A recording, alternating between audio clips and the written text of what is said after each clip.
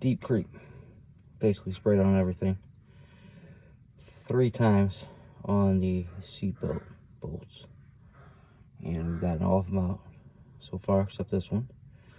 It has a 15/16 basically somehow welded onto whatever was in there originally. I think like it was a 5/8 ish.